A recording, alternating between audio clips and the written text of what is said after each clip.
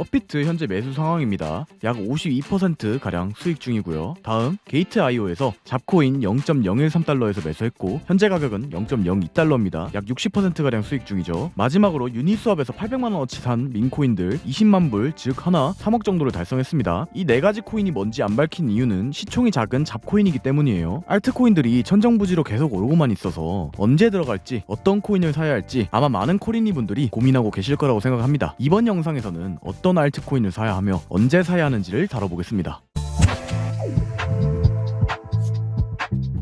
반갑습니다. 차트보온솔대생 차설입니다. 비트코인이 역사적 최고점 구간을 거의 도달했습니다. 역사상 가장 최고점을 넘기기 직전인 역사적인 상황이네요. 그런 만큼 알트코인도 더 좋은 매수세와 큰 상승들을 이어나가고 있습니다. 저는 비트코인의 이러한 상승을 예견하지 못했기 때문에 뒤늦게 알트코인을 매수를 진행을 했고 현재는 인트로에서 보신 것과 같이 일부 수익을 보고 있는 상황입니다. 뒤늦게 매수를 했음에도 알트코인을 수익을 본 방법과 그리고 어떤 알트코인을 선별해서 매수를 해야 하는지 이번 영상을 통해서 다뤄보도록 하겠습니다. 자, 먼저 이렇게 오르기만 하는데 도대체 언제 알트코인을 사야 하는가에 대한 내용을 이야기 드리겠습니다. 상승장에서는 특징이 있습니다. 어떠한 특징이 있냐면은 이런 식으로 알트코인을 10% 이상의 급락하는 움직임이 나온 이후에 곧바로 반등하는 패턴, 그런 패턴 많이 보셨죠? 상승장에서 매우 자주 나오는 패턴입니다. 자, 가령 스테픈의 경우에도 대략적으로 6%에서 7% 하락이 나온 이후에 곧바로 말아 올렸고 헤데라의 경우에도 고점에서 대략적으로 11%의 하락을 보여준 이후에 곧바로 상승을 일으켰으며 테조스의 경우에도 약 7% 이상의 하락을 보여준 이후에 곧바로 상승을 이어나가줬죠. 자, 왜 이러한 움직임이 나오냐? 이것을 이해하기 위해서는 비트코인 선물 시장을 이해하셔야 합니다. 간략하게 설명드릴게요. 자, 선물 시장에서는 내가 가지고 있는 돈을 레버리지라는 것을 활용해 더 많은 개수의 코인을 살 수 있습니다. 만약에 10배의 레버리지를 활용한다고 했을 때 내가 만약에 400만 원을 가지고 있어요. 그러면은 이더리움을 1개 정도를 살 수 있겠죠. 하지만 이 레버리지 10배율을 사용하게 되면은 10개의 이더리움을 살 수 있게 됩니다. 즉 4천만 원어치를 살 수 있게 되는 거예요. 400만 원 가지고 말이죠.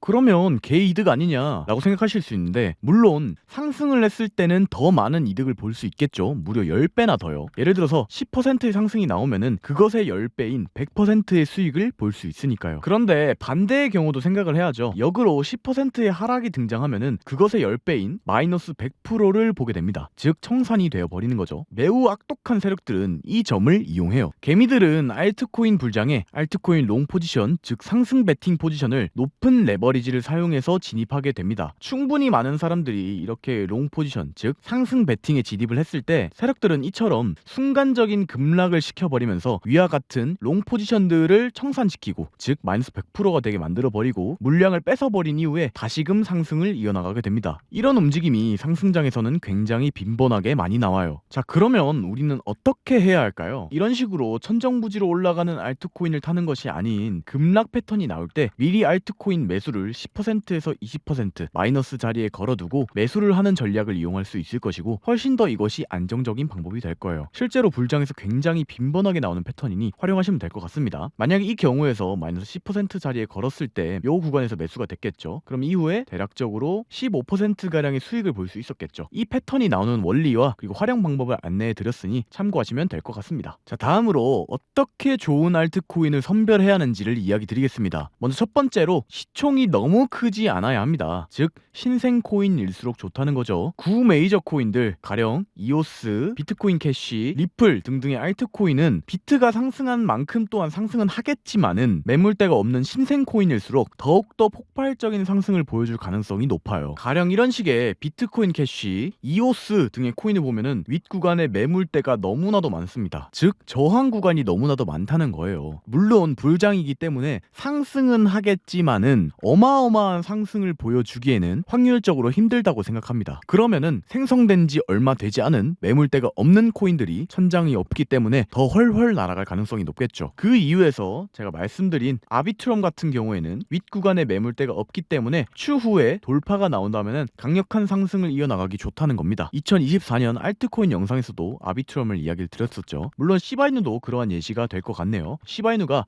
해외에서 상장을 먼저 하긴 했었지만은 윗 매물대 구간의 저항이 상당히 적었었고 그 저항을 강력하게 돌파해주면서 크나큰 상승을 보여주고 있는 모습입니다. 이 점을 보아 매물대가 없는 신생 코인들, 생성된 지 얼마 되지 않은 코인들이 더 매수하기 좋다라는 것을 인지하셔야 합니다. 자, 두 번째 방법, 메타를 잘 따라가야 합니다. 메타를 잘 따라가라는 말은 주도적인 알트코인 섹터가 무엇인지를 반드시 파악해야 한다는 것입니다. 현재 메타는 밈코인 그리고 AI 섹터에서 좋은 수급을 보여주고 있습니다. 이러한 추세는 앞으로의 불장에서 지속적으로 이어질 가능성이 높아요. 이것을 판단하고 저는 2024년 불장 대비 영상에서 GRT, 즉 더 그래프를 설명을 드렸던 거고, 실제로 대략적으로 한 100%가량의 상승을 보여주었습니다. 제가 이것을 인지하고 있었기 때문에 비상장 밈코인을 매수했던 것이고 800만원이 약 3억가량 되었던 것이죠. 이러한 비상장 코인들을 매수하는 방법은 메타마스크 지갑 등을 통해서 해야 하는데, 궁금한 분들이 많으시다면 추후 영상을 통해서 설명드리도록 하겠습니다. 자, 다음 세 번째로 자산 배분을 반드시 하셔야 합니다. 자산이 매우 적은 경우는 사실은 논외겠지만은 적어도 단위가 어느 정도 되시는 분들의 경우에는 저처럼 해외 거래소와 국내 거래소 등의 자산을 배분해서 포트폴리오를 구성하는 것이 좋습니다. 업비트의 경우에는 코인 개수가 너무 한정적이며 코가 또한 그렇게까지 탄탄하지 않습니다. 그렇기 때문에 해외 거래소를 하나씩은 활용하는 것이 좋습니다. 이렇게 바이낸스, 코인베이스, 바이빗 등등등 해서 해외 거래소가 종류가 정말 다양한데, 초보자분들은 가장 큰 거래소인 볼륨이 가장 많은 바이낸스를 활용하는 것을 추천드립니다. 알트코인 개수도 매우 많고 거래량 또한 충분히 많기 때문에 활용하기에 어렵지 않을 것이라고 생각해요. 영상 설명란에 바이낸스 가입을 하는 방법이 설명되어 있으니 수수료 페이백 20%도 받으시고 가입하셔서 자산을 운용하는 데 도움이 되셨으면 좋겠습니다. 자, 오늘 영상은 여기까지입니다. 비트코인이 역사적 고점을 돌파하고 있는 상황에 많은 분들이 시드 잘 지키고 보셔서 꼭 졸업하셨으면 합니다. 감사합니다. 차트보온솔드생 차설이었습니다.